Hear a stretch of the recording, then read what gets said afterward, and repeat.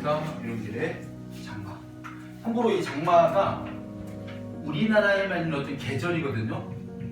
그러니까 우리 초여름에 비가 많이 오는 시기.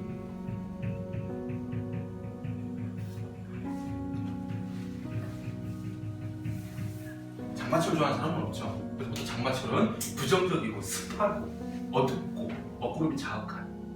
그때 이 장마를 뭐로 보시면 되냐면 바로 6.25 전쟁. 실제로 여러분들요, 6.25 전쟁이 1950년 6월 25일 이날요, 토요일에서 일요일로 넘어가는 그 일요일이 6월 25일이었거든요. 새벽 4시에 친구 거예요. 장마철 비로. 사람들이 토요일날 전날 아까 이런 자본주의 불패했던 남한 사람들이 막 술 먹고 있을 때, 그래서 막 모든 사람들의 긴장이 다 풀어져 있는 상태에 딱 침공을 하는 거예요. 그때 이 장마. 근데 중요한 건 뭐냐면 이 작품에서 특징 몇 가지를 발견해야 돼요. 첫 번째, 이 작품의 서술자가요, 재밌게도 어린 나이 9살입니다. 동만이라는 아이가 이 작품의 서술자예요. 그 어린 나이의 눈으로 바라본 가족의 이야기. 어른의 눈으로 바라본 전쟁 이야기를 하면 너무 노골적이고 상징성이 떨어지기 때문에 어린 나이의 눈으로 바라본 가족의 입장을 통해서 전쟁을 얘기합니다. 자, 시작하겠습니다. 이 작품의 줄거리를 보면요, 일단은 우리 집에 할머니가 계세요. 그리고 할머니에게는 우리 아버지가 있고, 우리 아버지와 어머니가 나를 낳았습니다. 근데 할머니에게는요, 또 다른 아들이 하나 더 있습니다. 바로 삼촌입니다. 삼촌.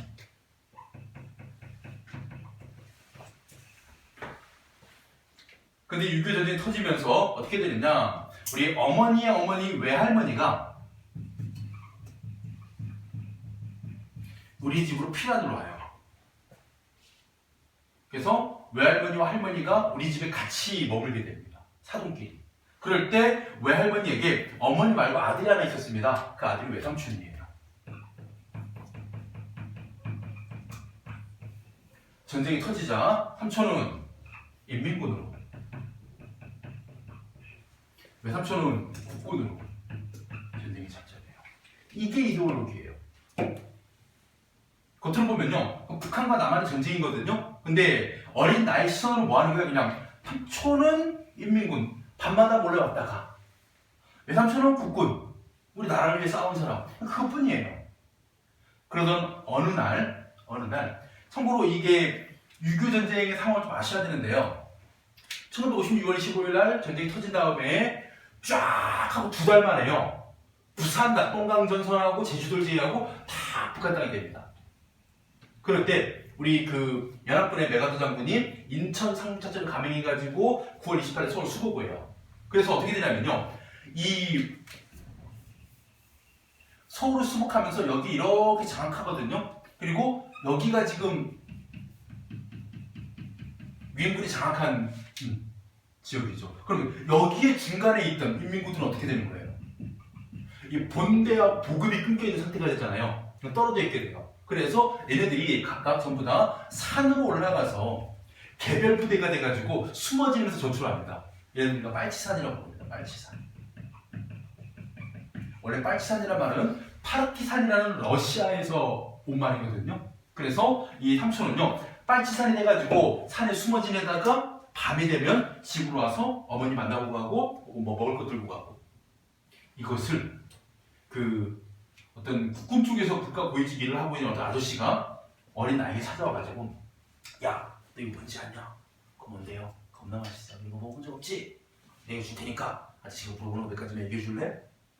뭔데요? 어린아이들은 되게 순수하거든. 너 삼촌 있지? 예, 본 적 있지? 본 적은 없는데 뭐 얘기 들어보면 왔다 갔대요. 언제 왔다 갔냐? 어젯밤도 왔다 갔을걸요? 그래? 알았어. 이런 얘기를 해줘버립니다. 그래서 아버지 막 잡혀가요. 그래서 막 매맞고 돌아옵니다. 그래서 할머니가 이 삼촌 잡아먹으려고 하면서 나를 미워합니다. 그러던 중 결정적 사건이 벌어집니다. 외삼촌이 전사해요. 누가 죽였을까요? 삼촌이 직접 죽인 건 아니지만 이 인민군 빠치살이 죽인 거잖아요. 그래서 외할머니가 비가 쏟아지는 어느 날 밤에 저주를 퍼붓습니다. 내 아들 죽인 빨갱이들 다 잡아가라, 다 죽여라 하고 막 저주하는 소리를 할머니가 들어요. 그래서 자기 아들 죽으라는 소리를 듣고 두 분의 사이가 멀어지기 시작합니다. 갈등. 잘 봐봐. 이게 지금 어찌 보면 이거지, 표면적으로 보면 그냥 자식에 대한 모성애로 인해 생긴 두 어머니 사이 갈등이잖아. 근데 이 안에 담긴 의미는 뭐냐? 바로 남과 북의 대립, 이데올로기의 대립을 보여준 할머니와 외할머니의 갈등이에요. 그런데 중요한 건 뭐냐? 할머니가요, 참고로 내가 얘기해버린 게 있기 때문에 우리 집에 이제 감시체제가 돼가지고 쉽게 삼촌이 못 오잖아요. 그러던 어느 날 이상한 소문이 듣기 시작합니다.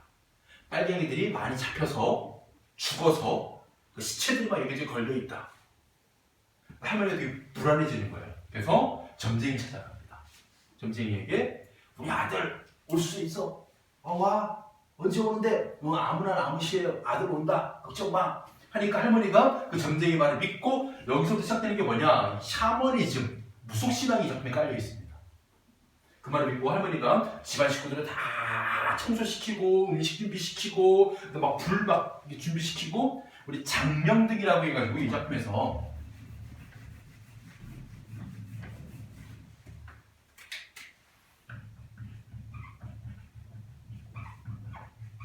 대문에 멀리서 손님이 이 불을 보고 저기 집에 있구나 찾아서 켜놓은 불이 있거든요. 밤에 켜놓는 불. 이 불을 켜놓기를 할머니가 명령을 내립니다. 그러면 삼촌이 이 불을 보고 집을 찾아올 수 있으니까. 근데 이 장명등이 꺼지는 사건이 벌어져요. 바로 삼촌이 돌아오지 못할 것을 암시하는 기능을 합니다. 장명등이 꺼진 사건. 참고로 알아두시고,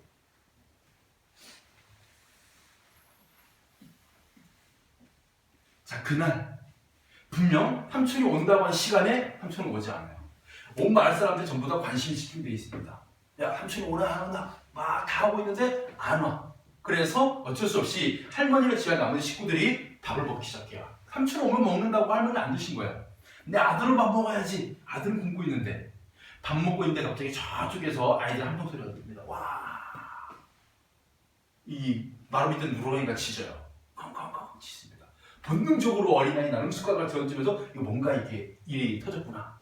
뛰어가 봤더니 구렁이가 귀여워요.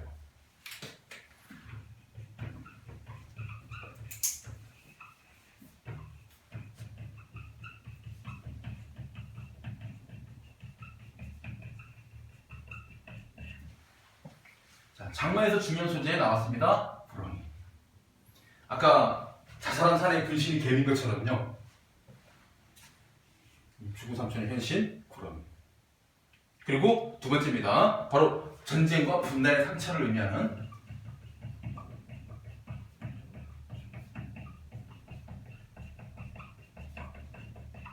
구렁이도 하는데, 왜냐면 그 귀여운 구렁이가요, 아이들이 던진 돌과 내리친 작대기에 맞아가지고 그 허리 부분이 상처 입어가지고 이 앞쪽 몸과 뒤쪽 꼬리 부분이 따로 노는 구렁이였어요. 그러니까 다친 구렁이입니다. 그래서 이 끊어진 국토, 분단된 조국을 상징하는 전쟁으로 인해 상처 입은 존재를 의미하는 그런 구렁이이자 마지막 세 번째입니다. 갈등 해소의 장치로 사용됩니다. 지금 할머니하고 외할머니가 지금 두 분이 갈등 대치 상황이었거든요. 그럴 때 구렁이가 나타나자 할머니가 졸도합니다. 왜 그러냐? 내 아들이 결국은 한 해에 사무쳐가지고 구렁이가 되어왔구나. 그리고 내 아들은 죽었구나. 할머니 졸도하고 외할머니가 그 구렁이를 사돈총각으로 인정을 해요. 죽은 삼촌으로 받아들입니다. 그래서 외할머니가 뭐 하느냐? 이 구렁이를 달래서 보내주는 장면이 시작됩니다. 바로 머리 위에서 불빛처럼 박힌 앙증스러운 눈가를 용모적으로 빛내면서 자꾸 대가리를 숙여 끄떡끄떡 위협을 주는 커다란 구렁이를 보고도 외할머니는 조금도 두려워하지 않았다. 참고로 이 구렁이 하게 되면요, 여러분들 그 무속적 세계관도 같이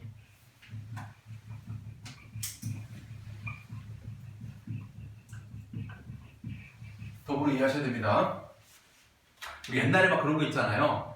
막 억울하게 죽은 사람이 불행가 되어서 한이 맺히면 불행가 되어서 이런 얘기 나오거든요. 외할머니는 조금도 두려워하지 않았다. 왜? 삼촌이라고 여겼기 때문에. 그래서 구렁이더러 에구 이 사람아 뭐하라고 여기는 거예요? 바로 나의 삼촌을 여기고 있는 것이죠. 그러면서 뭐합니까? 이 먼저 찾아왔는가? 라고 하자 누군가가 이 웃는 사람이 있습니다. 뭐 한 거예요? 이 외할머니의 이 무속적 세계를 이해하지 못한 사람이 누가 웃자 할머니는 단박에 세목골로 변합니다. 어떤 창사고 빠진 잡놈이 그렇게 히트거리고 섰냐? 누구냐? 어서 이리 썩 나오니라 주리를 낼놈 하면서 호령을 합니다. 그러면서 구렁이를 달래줘. 자네 저승 가야 할 대로 가야 된다. 또 내려가면서 자네 놓친 양 밖에서 자네가 이러고 있는 걸 보면 얼마나 가슴이 미어지겠는가. 이렇게 구렁이 달래도 안 움직이자 누군가 얘기해줘요. 가운데 분 가보세요. 이때 울바자 너머에서 어떤 아낙네가 뱀을 쫓는 묘방을 흘려주었다. 모습은 안 보이고 목소리만 들리는데 그 여자는 머리카락을 태워 냄새를 피우면 된다고 소리칩니다.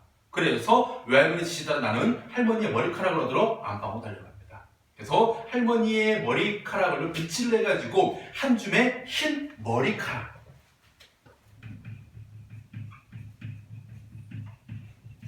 자, 구렁이를 쫓는데 그냥 아무 사람의 머리카락이 아니라 할머니의 머리카락을 갖고 왔거든요. 그럼 이때 머리카락은 뭘 의미하느냐? 할머니의 모성애를 상징하는.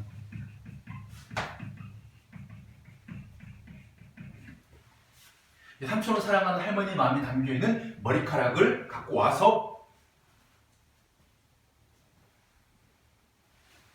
뭐 하느냐? 태워요. 그래서 실제 구렁이가 움직입니다. 그리고 툭 나무에서 떨어진 다음에 뒤쪽으로 기어갑니다. 이렇게 뭐 한 겁니까? 외할머니는 구렁이를 배워보여주죠.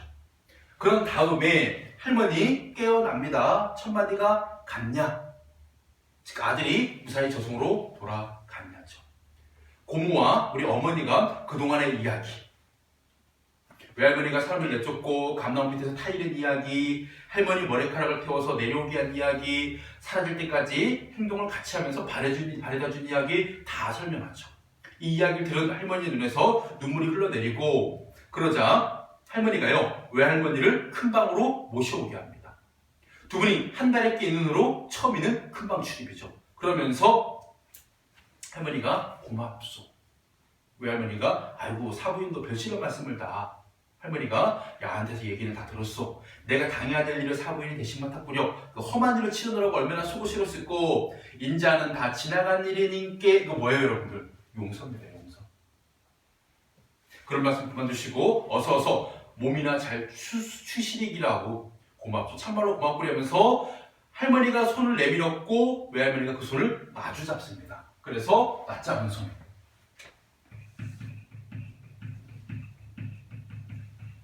두 할머니의 맞잡은 손은 바로 용서와 화해를 통한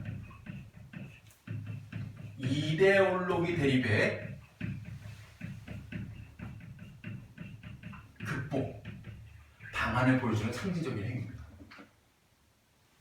왜냐하면 이 할머니하고 외할머니가 이데올로기 상징하는 인물들이었거든요. 아들이 삼촌이 인민군이고 외삼촌이 국군이라는 거. 그리고 결국 할머니는 며칠 동안에 힘겨운 시간을 보낸 다음에 돌아가십니다. 넘겨보세요. 그리고 마지막 돌아가실 때 내 손을 잡고 나의 지난날을 모두 용서해 주었고 나도 마음속으로 할머니의 모든 걸 용서했다. 정말 지루한 장마였다. 이때 정말 지루한 장마였다. 이것도 마찬가지 여운을 남기는 결말구조입니다.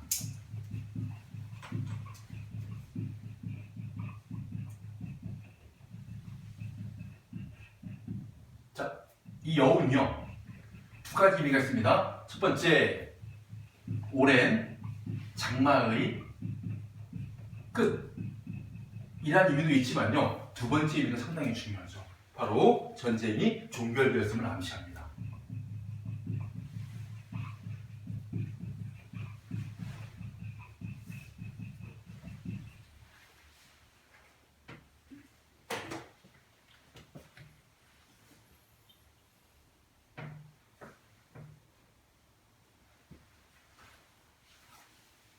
자, 밑에 설명 보시면 시간이 6.25 전쟁 중 어느 장마 기간이고 공간이 어느 시골 마을인데 시점이 1인칭 관찰자 시점이요. 누구? 어린 나이 동반의 시선으로 바라본 가족들의 이야기. 특징 1번 상당히 중요합니다. 이런 무속 신앙을 바탕으로 해가지고 분단과 전쟁의 상처를 극복하려 해요. 바로 구러기가 돌아온 존재의 삼촌이라고 믿고 그를 달래서 보내주는 행위에서 두 분의 화해가 일어났거든요. 두 번째입니다. 어린 화자를 등장시켜 전쟁과 이데올로기라는 비극을 효과적으로 보여줍니다. 그러니까 어린 나이가 바라본 할머니의 행동의 이유, 외할머니 행동의 이유를 통해 가지고 이데올로기 대립과 화해의 모습을 간접적으로 보여주는 그런 비극적 효과가 있죠. 그래서 이념의 대립과 전쟁으로 인한 가족 내의 비극과 그 극복이 중요합니다. 극복 방안 뭘 통해서? 용서와 화해를 통해서. 그럼 이 작품이 어떤 의미가 있을까 독자들에게? 우리가 전쟁을 하고 서로 죽고 죽이는 그런 사이였지만 용서를 하고 화해를 통해서 분단을 극복하고 통일을 지향해야 된다. 이런 쪽의 의미가 있는 작품입니다. 자, 그리고 현대소설 마지막 조세희의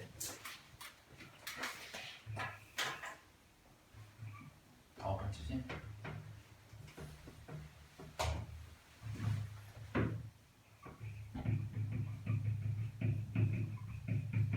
난장이가 쏘아올린 작은 공, 줄여서 난쏘공이라고 그냥 제목을 줄여서 말이 많이 하는데 참고로 요거는 우리 교과서에 수록이 돼 있어요. 앞으로 배울 겁니다. 배울 건데 그 부분이요. 우리 배울 부분이 2부에 있는 거거든요. 2부. 여러분 오른쪽에 갈래표 밑에 제가 뭐 하나 또 더 달아놨죠. 이게 전체 3부작으로 되어 있는 중편 연작소설인데 우리 교과서 적용 부분은 2부의 내용이고요. 우리는 지금 1부를 먼저 실어놨어요. 그래서 여러분들이 1부의 내용 간단히 안 다음에 2부를 읽어야 이해가 쉽습니다. 자, 일단은 우리 구성 먼저 볼게요. 이 작품은요. 1부, 2부, 3부로 나눠져 있고 각각 서술자가 다릅니다. 난장이 가족의 자식들이요. 영수 큰아들, 영호 둘째 아들, 영희 막내 여동생이 있거든요. 이 세 명의 시선으로 각자 바라보는 겁니다. 그래서 첫 번째 영수의 시선으로요. 이 난쟁이 가족이 원래 무허가 판자촌에 살고 있었는데 그 동네 이름이 재밌게도 낙원구 행복동이에요. 그런 곳에서 재개발 사업을 해가지고 집이 철거될 위기에 처하게 됩니다. 그래서 이 철거 개고장이 날아들어요. 그러면서 동사무소에 찾아갔더니 동사무소에서 뭐를 주느냐? 공고문을 붙여놓고요. 어떻게 하면 아파트에 입주할 수 있는지 혹은 입주할 능력이 없으면 입주 포기할 경우에 이주 보조금을 얼마나 받을 수 있는지 이런 얘기를 적어놓은 것이죠. 그래서 입주권을요 팝니다. 2부의 내용 보세요.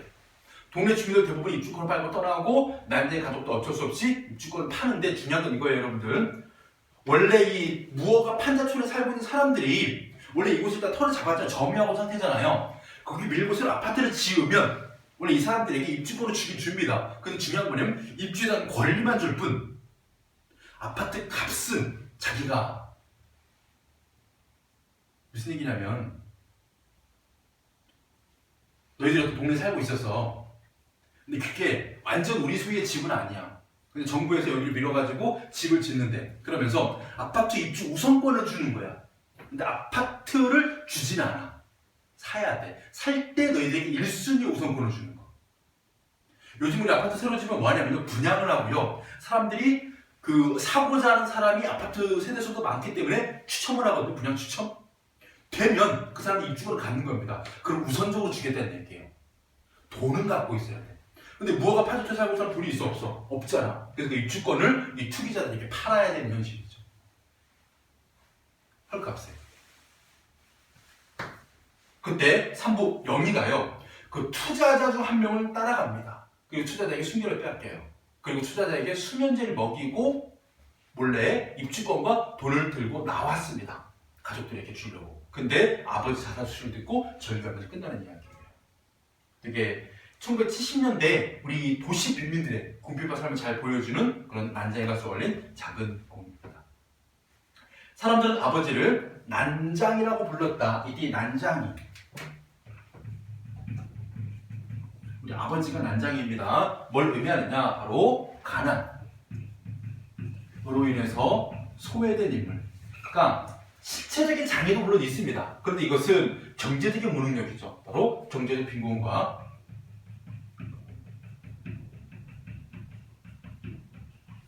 어떤 무력함을 보여주는 아버지에 대한 상징적인 인상, 난장. 사람들은 옳게 보았다. 맞다. 아버지는 난장이다. 근데 불행하게도 사람들은 아버지를 보는 것 하나만 옳았다. 이때 하나는 표면적 하나. 표면적인 것 하나만 옳다. 쉽게 얘기하면 아버지에게서 보이는 것, 모습만 제대로 보고 있다. 그 밖의 것.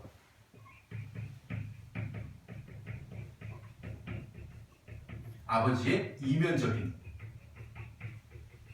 내면은 사람들이 모른다. 겉으로만 무능하고 이렇게 소외된 사람처럼 보이지만 내면적으로는 희망을 갖고 있고 가족들을 위해서 열심히 살고 있는 그런 존재라는 얘기죠. 나는 아버지, 어머니, 영호, 영희 그리고 나를 포함한 이때 나, 영수입니다. 큰아들이에요. 다섯 식구의 모든 것을 걸고 그들이 옳지 않다는 것을 언제나 말할 수 있다.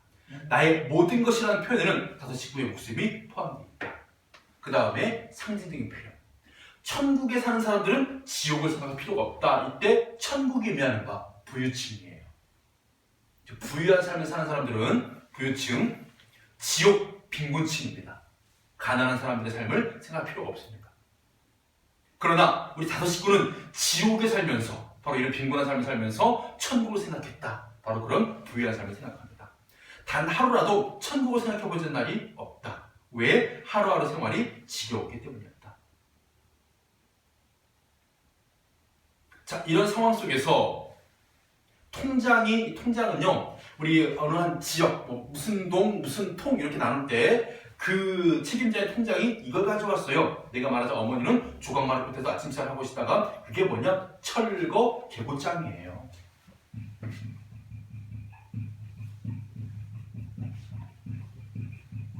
그러니까 이 무허가 판자처럼 철거하겠다고 미리 알리는 통지서예요. 그래서 바로 이 작품의 갈등 상황. 을 구체적으로 보여주는 소재의 철거 계보장입니다. 기어코 왔구나. 그러니까 집을 헐라는 거지. 우리가 꼭 받아야 할 것 중에 하나가 이제 나온 셈이구나. 어머님의 식사가 중요합니다. 난 어머니의 밥상을 내려다봅니다. 그 다음 어머니가 드시고 계신 것 보리밥에 까만 된장, 시든 고추와 두어 개 줄인 감자. 우리 집의 가난한 삶을 보여주죠. 나는 어머니를 위해서 철거기장을 천천히 읽습니다. 중략해서 안 나와있지만요, 지금 이 난쟁이 가정에 살고 있는 동네 이름이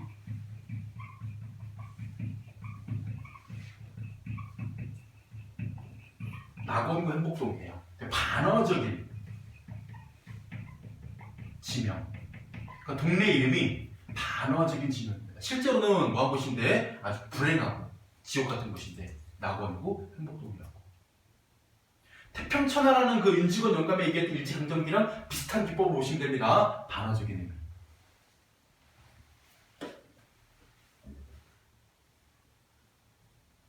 자, 중요한 이유 부분. 나는 뭐합니까?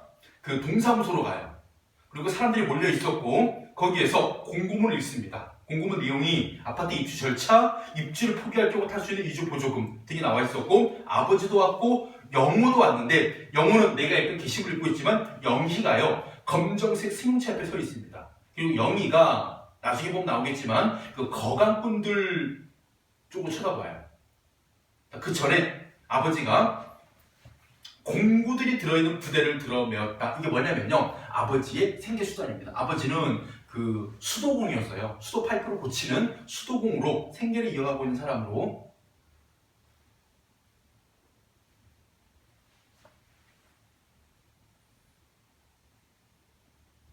자, 그 상황에서 몇 사람의 거강꾼들이 우리를 둘러싸고 아파트 입주권을 팔라고 했다. 당신들도 여기 사는 사람이죠? 입주권 우리한테 파세요. 돈 쳐드릴 테니까. 하고 그 받은 돈이 얼마 되지는 않습니다, 실제적으로. 그리고 난 다음에 우리 2부에서 영희가 가출을 해요. 그리고 이 거강꾼을 따라갑니다. 그 다음에 어머니는 대문 기둥에 붙어있는 알루미늄 표차를 떼기 위해서 이 알루미늄 표차리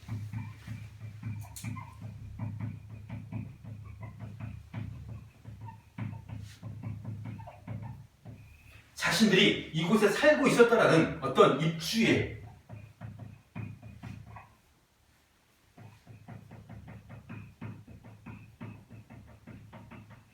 상징적인 기능을 하는 소재로 이게 있어야만 우리가 입주권을 갖게 되고 그리고 그 입주권을 탈 수 있는 권리로서 이 알루미늄 표창이 있는 겁니다. 그러니까 구체적인 문패를 못 붙이지만요. 그러니까 이 주소 정도 찍혀 있는 거예요. 이 동네 주소 정도, 이 집에. 그래서 식칼로 못을 뽑고 있었고 내가 식칼을 받아 반대쪽 못을 뽑았다. 영우는 어머니와 내가 하는 일이 못마땅한 모양이었다. 왜 못마땅하느냐? 알루미늄 표창을 떼, 그리고 보관해. 그런 다음에 나도 입주권과 바꿔. 그냥 입주권을 팔아. 그런들 우리가 이곳에 아파트로 들어올 수 있겠느냐? 부질없는 짓이다. 라는 의미에서 영어가 못마땅한 거예요. 그러나 마음에 드는 일이 우리에게 일어나주기를 바랄 수는 없는 일이었다.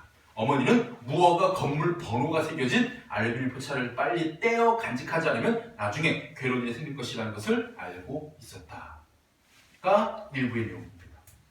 우리 교과서에서는 2부의 내용을 만나게 될 겁니다. 영희가 가출하고 그런 영희를 영수와 영호가 찾으러 다니는데 중요한 건 뭐냐면 영수, 영호는 또 어떤 인물이냐? 공장 노동자들이에요. 특히 큰아들 영수는요, 공장에서 노동운동을 하다가 쫓겨난 처지가 됩니다. 그래서 생겨봐도 막막해지죠. 자, 이 작품. 여러분들 하나 제가 오타낸 게 있습니다. 시점이요. 1인칭 주인공 시점이에요. 거기 관찰자라고 잘못 나와 있죠. 주인공입니다. 1부의 주인공 누구? 영수. 2부의 주인공 영호. 3부의 주인공 영희. 그러니까 이 작품 특징 중 하나가 바로 2번이죠. 시점의 변화를 주면서 즉 영수의 시점, 영호의 시점, 영희의 시점 다양한 시각을 제시하죠. 그리고 이 동네, 낙원구 행복동이라는 이 동네 이름이 단어적 표현에 사용돼서 비극적 상황을 더 극대화시켜줍니다. 그래서 도시 빈민들의 궁핍한 삶과 좌절된 꿈을 보여주는 난자인 가수 어린 작품.